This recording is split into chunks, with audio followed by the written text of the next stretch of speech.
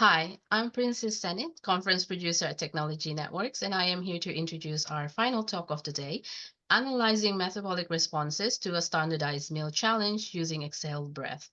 I am pleased to welcome Dr. Matteo Tardelli as your speaker. So Matteo is a seasoned senior biomarker scientist at Owlstone Medical, where he contributes to the clinical and translational science program. With over a decade of experience in the field of rare diseases, metabolic disorders, and immunology, Matteo brings a wealth of knowledge and expertise to his role. So a warm welcome to you, Matteo. Following the presentation, we will also have a Q&A session, and we welcome any questions that you may have. Please ask questions using the Q&A system to the right-hand side of the video player. And without further ado, I will now hand over to Matteo to begin his presentation. Thank you so much for the introduction, for the invitation today. So let's dig into the data of this presentation. I want to describe, first of all, the clinical trial itself. And let's introduce the objectives, first of all. We asked our volunteers to come to site and fast overnight and give multiple samples, breath samples, of course, before, when they fasted, and after in the postprandial phase, after taking a liquid meal. Some others of these volunteers returned to a follow-up appointment when they gave only fasted samples. In this longitudinal study, we really aim to, first of all, really elucidate the impact of dietary intake on exhaled breath VOCs, really highlighting the capability of our Omnium breath collection and analysis platform to really detect some volatile compounds that were actually metabolically relevant. Also wanted to detect non-invasive diet-induced metabolic changes in breath, and also with the aim to facilitate future disease-related research. And I'm going to show you now the study population and protocol. We set some inclusion criteria and exclusion criteria in our clinical trial recruitments. We wanted people that were able to provide written informed consent. We wanted them to be aged between 18 and 65, so adults. We wanted the BMI, so body mass index, between 18 and 30. They had to be able to fast, so no food or drink except for water for the last 8 hours prior to the sample collection. And they were, of course, willing to and able to consume a provided meal between breath samples. Other exclusion criteria instead where we didn't want people with comorbidities for this study because we wanted to include only healthy volunteers. So these volunteers had to not be current smokers. They couldn't have clinical procedures and surgeries within 10 days prior sampling, and they couldn't be diagnosed with inflammatory diseases such as rheumatoid arthritis, IBS, IBD, and others.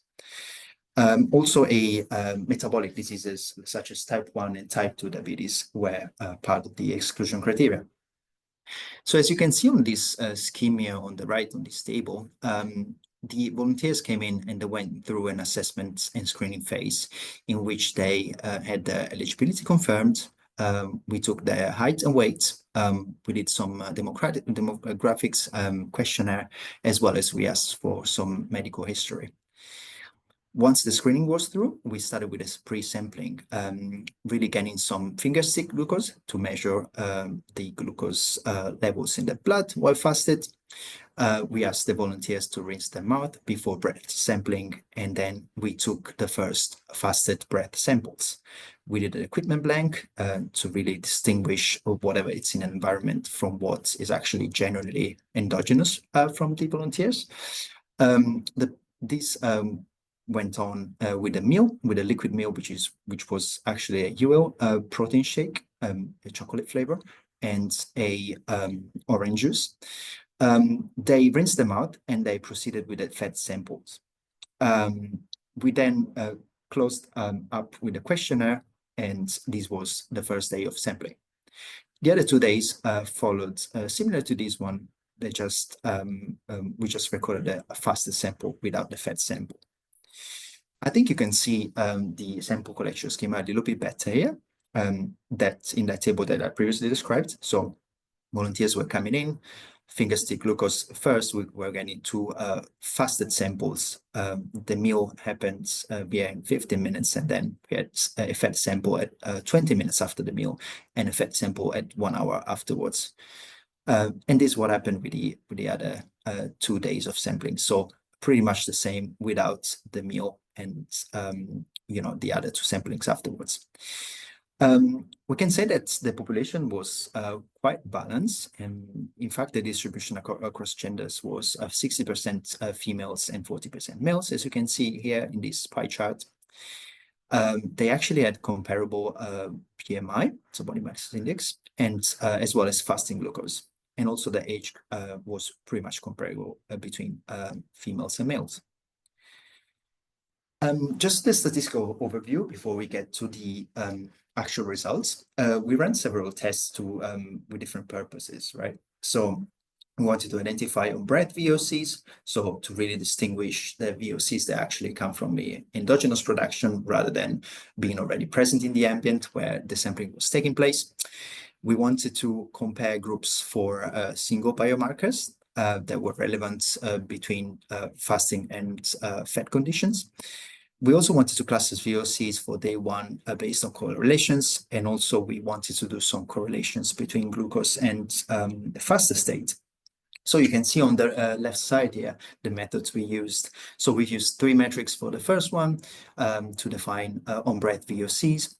We had the standard deviation, the PERT test, and the ROC AUC methods.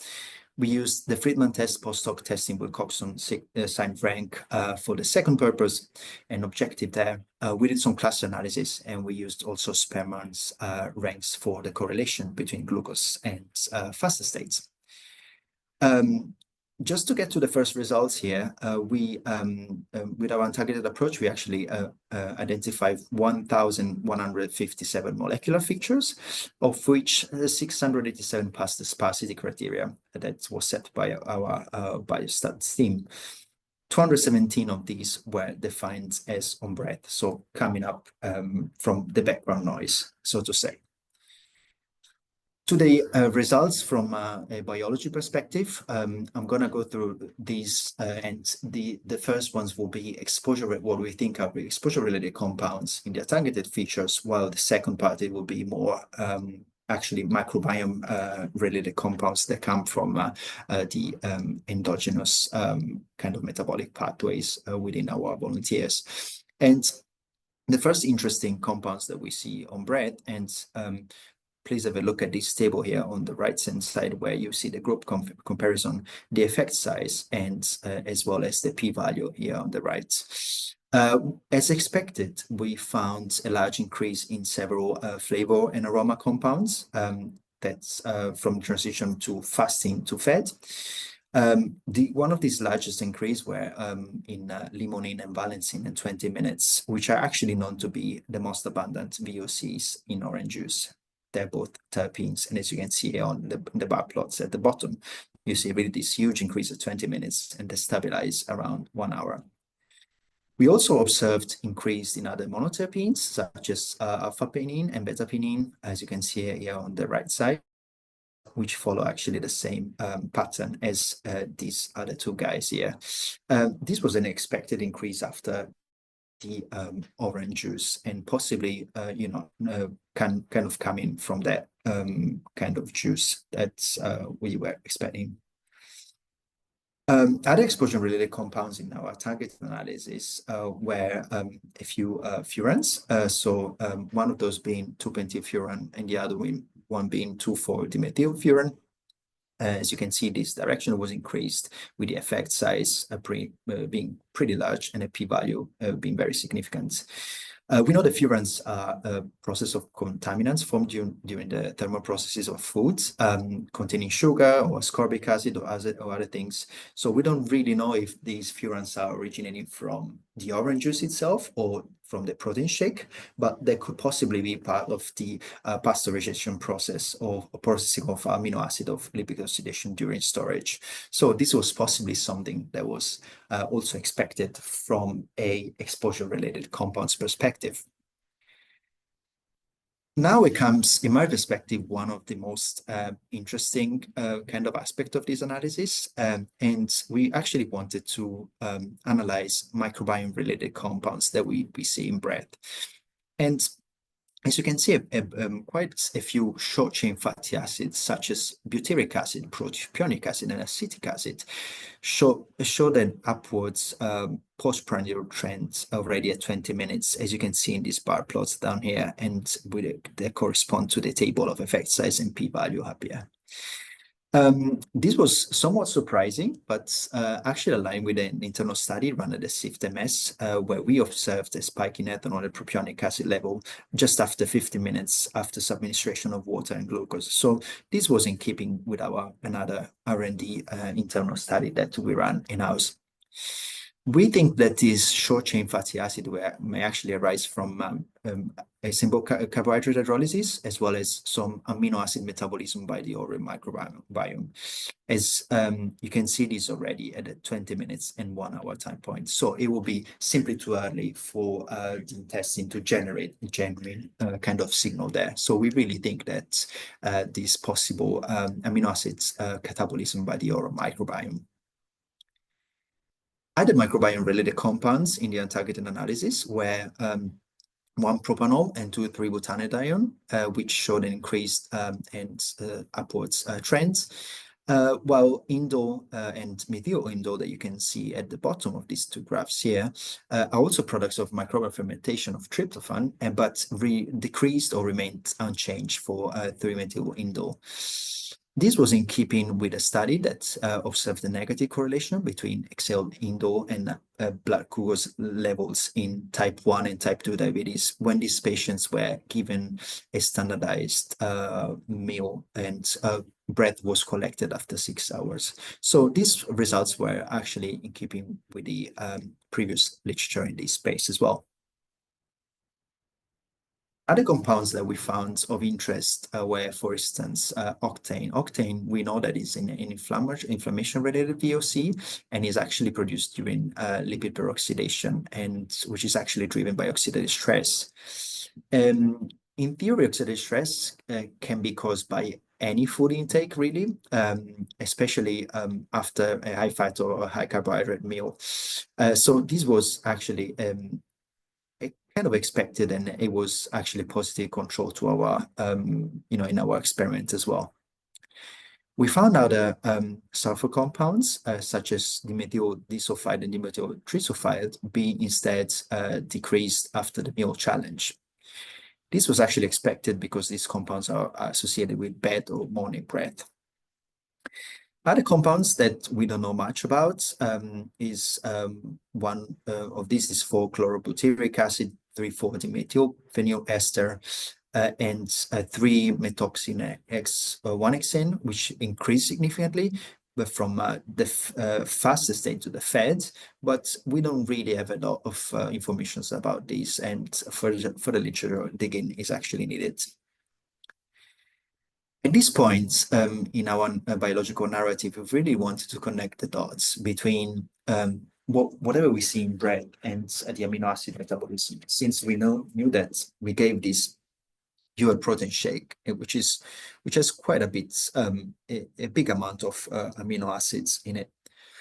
So we identified several metabolic pathways that could be actually responsible to the VOCs we see in bread. We know that indole and 3-methyl-indole, or scatol that we just saw in the slide before, are actually metabolic byproducts of the tryptophan degradation. So we know that tryptophan is, of course, included in our UL protein shake. Other amino acids, such as valine, isoleucine, and leucine, actually undergo catabolism and produce metabolites such as propionyl-CoA, which is actually a TCA intermediate, and or could be also coenzyme A-linked short-chain fatty acid precursors, which in turn can be converted into propionic acid first, or other short-chain fatty acids, which we actually saw in the microbiome-related slides we just talked about before. 1-propanol that we saw increase in our data sets could be linked to the metabolism of threonine. And which can in turn be converted into propionyl-CoA and subsequently into propanol. And all these amino acids are actually widely included in this protein shake here. Of interest, we saw that phenylalanine, which is actually one of the amino acids mostly present in this protein shake, was actually enriched. The metabolism itself of phenylalanine was actually enriched in an analysis that we performed with MetaboAnalyst, which is an online tool linked to the KEC pathways.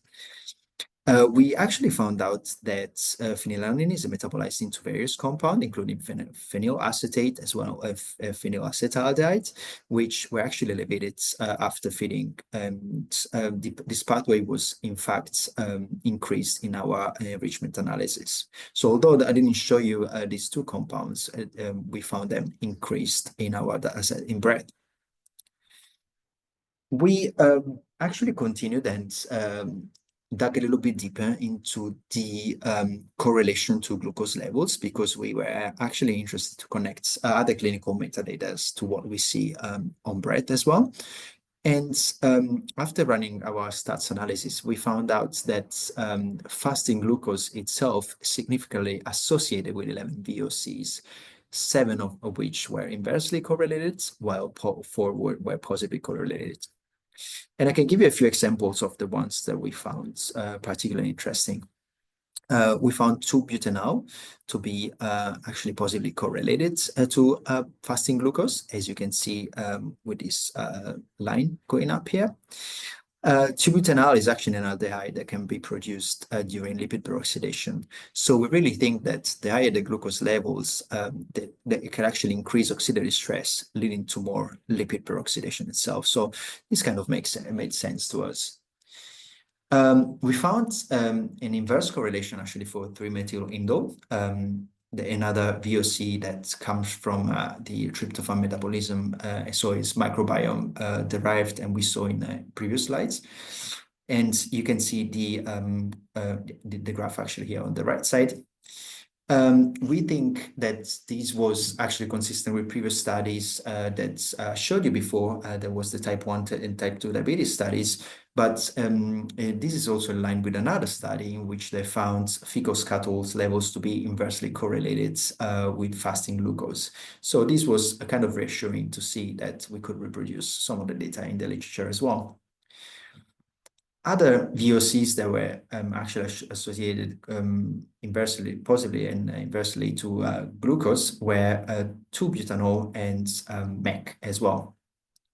As you can see from the bottom here, from this little pathway down there, MEC is actually generated by isoleucine catabolism, one of the amino acids we saw in the protein shake, as well as the metabolism of endogenous 2-butanol. So the two are closely connected. 2-butanol itself is present at low levels in the body, and we really think that the increased glucose level will actually could favor the minor reduction of this pathway of MEC to 2-butanol, as you can see from this little arrow at the bottom of this graph here. So to summarize the results of this study, we actually saw a significant increase in terpenes like limonene and valensin, along with others monoterpenes after food intake. This indicated the expected exposure-related responses to the meal itself. We know that we gave orange juice as well as this protein shake, so we were actually expecting very much limonene to go out, to go up. So that was reassuring to see, as it was again our positive control to the treatment itself. We saw changes in volatile sulfur compounds, and which are also products of amino acid metabolism, as well as other microbiome-related metabolites, including, importantly, short-chain fatty acids, which is very interesting to see them in bread as well. And this could really indicate diverse metabolic and microbial activity post-ingestion, mostly coming from the oral microbiome. Also, 11 VOC is very interestingly associated with the fasting glucose level, including 3-methyl-indole or scatol that replicate finding of previous metabolomic studies as well. And with these slides, I'd like to thank you for your attention, and I'm happy to take any questions you might have. Thank you very much, Matteo, for your insights into breath analysis. As with all the talks, we are likely going to have lots of questions from the audience. And I can see we have received some questions already. So let's get started. So, Matteo, many of our listeners are curious about the potential of breath analysis to detect early signs of metabolic diseases. So, how might the detection of diet-induced VOC changes contribute to early diagnosis or monitoring of these conditions? I mean, kind of detecting disease early, it's really our purpose at Owlstone as well. So we really want to make sure that we really catch disease on time before it's a bit too late and you refer to an hospital, especially within the cancer space and other metabolic diseases. So I think that's a great place to be in terms of precision medicine and really preventing disease before you're too late down the line. The actual approach to metabolic diseases and the relations of this study to them is, I think, there's big value in diabetes, for instance, or other kind of diseases such as NAFLD or other liver and metabolic diseases, which are related to lifestyle, basically. And I think by really catching these VOCs in bread that are really relevant to nutrition itself, it could be that this could inform into some direction in this metabolic disease as well. I think about, for instance, the short chain fatty acid to be extremely important in inflammatory disease as well as some other intestinal disease such as IBS and IBD, as the microbiome is really an important player there. So I think the fact that and the capability that we're showing here of being able to actually look at short chain fatty acid in bread is really important, especially in these gut-related disease such as IBS, IBD, as well as other food intolerances as well. Now, given the non-invasive nature of breath analysis, it's easy to see its appeal in a clinical setting. So how do you envision the integration of breath VOC analysis with other non-invasive diagnostic tools? If I think about the glucose monitoring devices that seem to be very fashionable nowadays, that a lot of sports people use.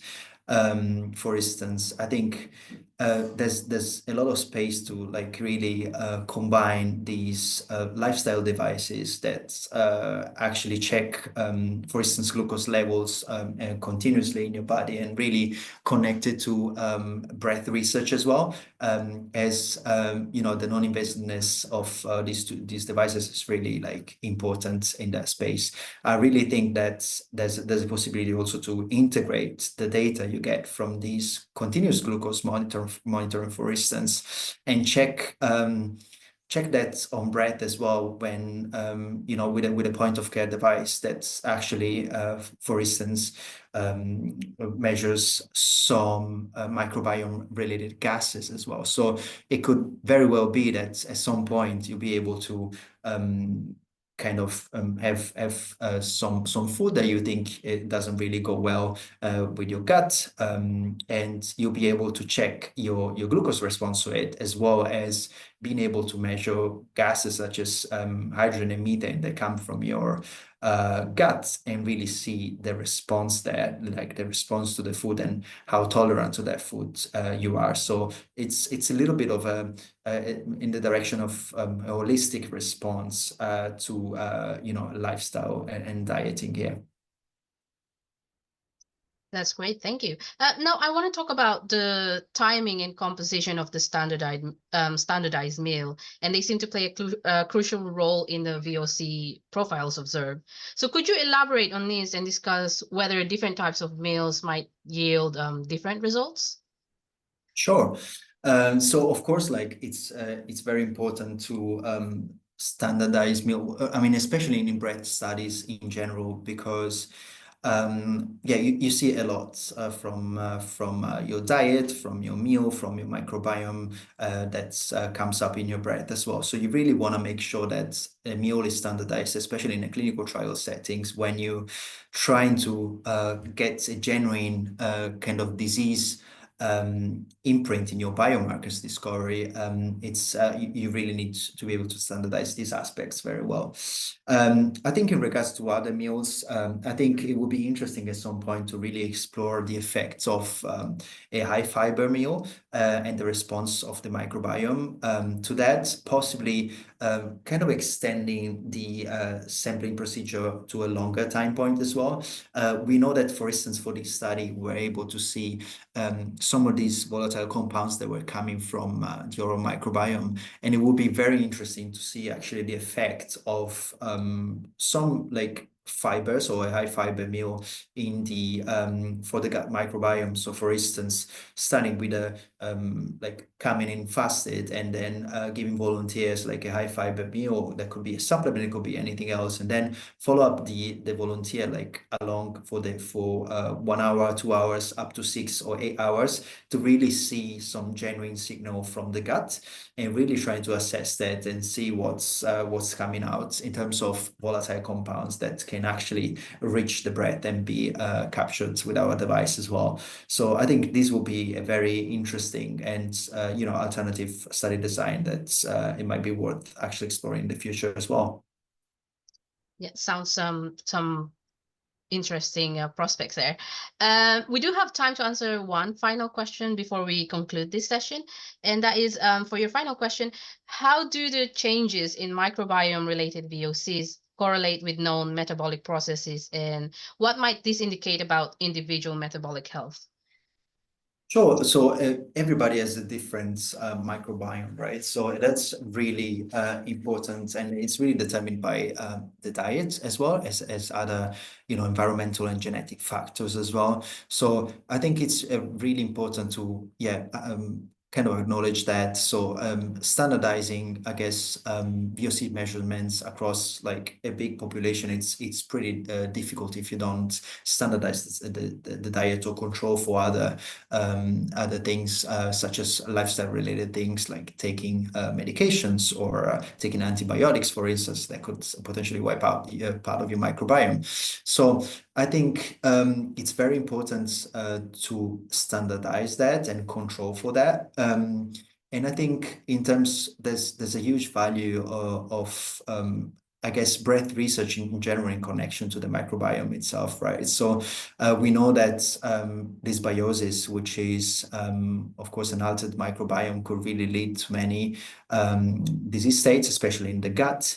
There's some solid evidence. IBS and IBD, as well as non-alcoholic fatty liver disease. So the gut microbiome is very important in the pathophysiology of all these diseases. So I think, of course, having an idea of and measure non-invasively whatever it's on breath that comes from the microbiome is actually a great asset. It's because it informs people and patients on their gut health without having to go through other possibly more invasive kind of techniques such as stool collections or other things. So if these volatile compounds that we see on bread, such as the short chain fatty acid and the indoles that, for instance, we mentioned before, could really inform us on the health of your microbiome.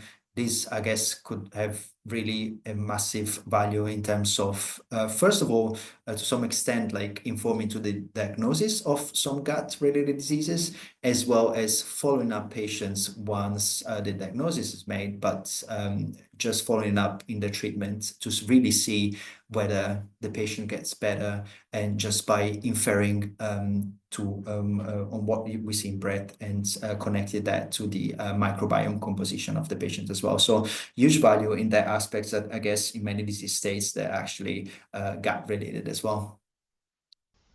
Thank you, Matteo, for your insightful answers. Your work is truly groundbreaking, and we're excited to see how breath analysis continues to revolutionize the field of diagnostics.